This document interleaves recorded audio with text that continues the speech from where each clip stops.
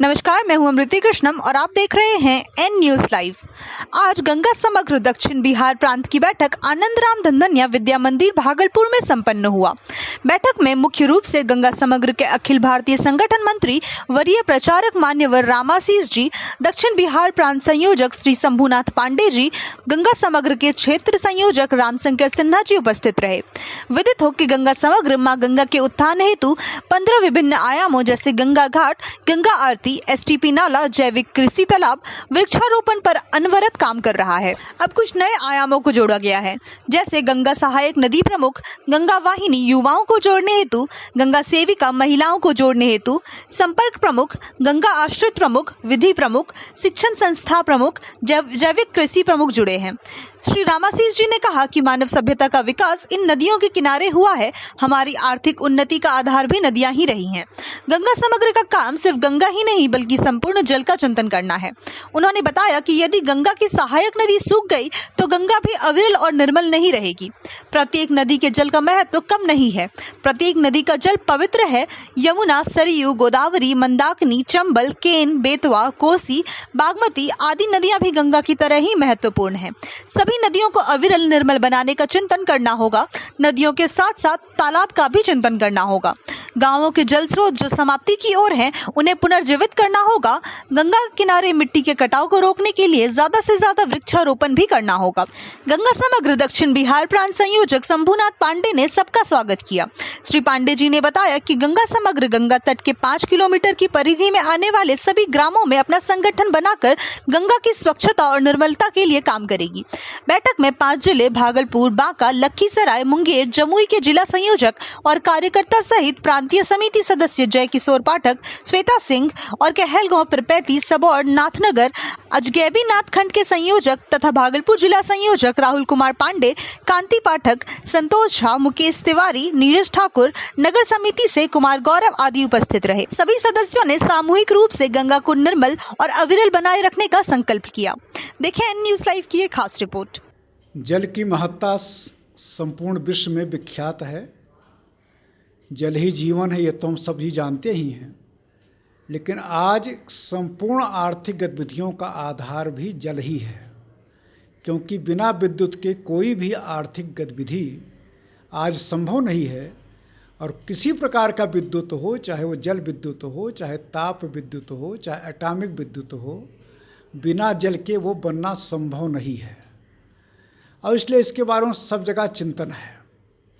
गंगा जी तो हमारी संपूर्ण विश्व में अकेली ऐसी नदी हैं जिसका जल बहुत दिन से विख्यात है कि इसमें सड़न नहीं पैदा होता था। जिस जल में मिलती थी उसको भी गंगा जल बना देती थी। लेकिन आज उसकी दशा सभी को अवगत है।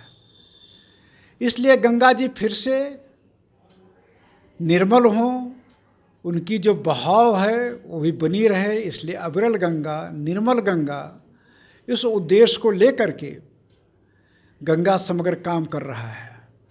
गंगा इस देश की रक्षा के लिए भी बहुत आवश्यक है। अभी आप लोग कोरोना के समय में देखे हैं, हल्ला हुआ है कि जो कोरोना का वायरस आया ये चीन से आया है।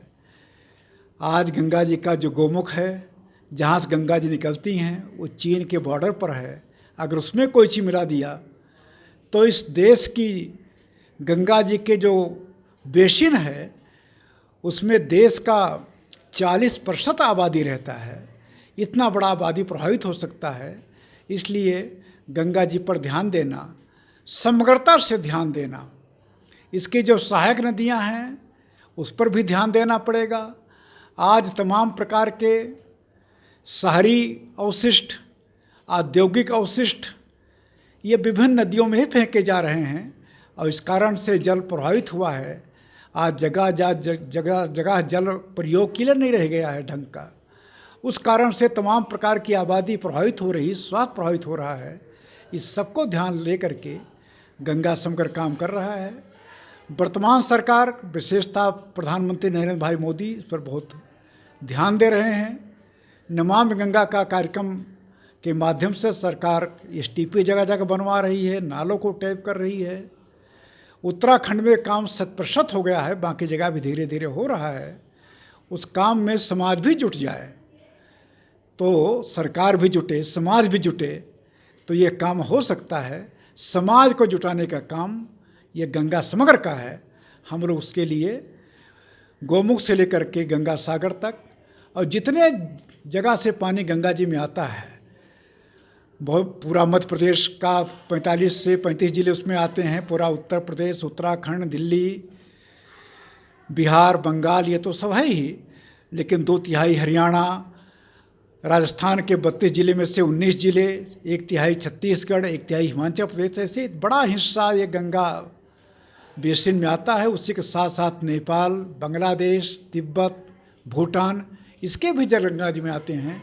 इन सब जगह ये काम करना पड़ेगा, सभी नदियों को स्वच्छ रखना पड़ेगा, तभी गंगा जी निर्मल होंगी, तभी वो प्रवाहमान होंगी। गंगा समग्र शब्द को चिंतन करते हुए काम धीरे धीरे कर रहा है। मेरा नाम रामाशीष है, गंगा समग्र का मैं राष्ट्रीय संगठन मंत्री हूँ।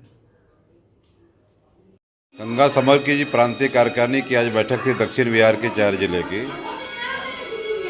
गंगा समग्र मूलतः गंगा के किनारे जो बसे हुए जिले हैं, उस जिले से अवस्थित जितने भी ग्राम पंचायत हैं और प्रखंड हैं और गंगा ग्राम के तक हम काम कैसे करें, उसी के निमित्त जैविक कृषि, घाट स्वच्छता, वृक्षारोपण, ऐसे और महिलाओं को मातृशक्ति को जोड़ने के लिए गंगा सेविका, युवाओं को जोड़ने के लिए गंगा वाहिनी, ऐसे कार्यकर्ताओं का प्रशिक्षण आज हुआ दिन भर का। और इसके माध्यम से गंगा समग्र के किनारे बसे हुए लोगों को ही जागरण करने के लिए ही गंगा समग्र मूल रूप से एक आज कार्यक्रम 1 दिवसीय रखा गया था। रमाशंकर सिन्हा, क्षेत्र प्रमुख, उत्तर पूर्व क्षेत्र, Bihar Jharkhand. N News Live.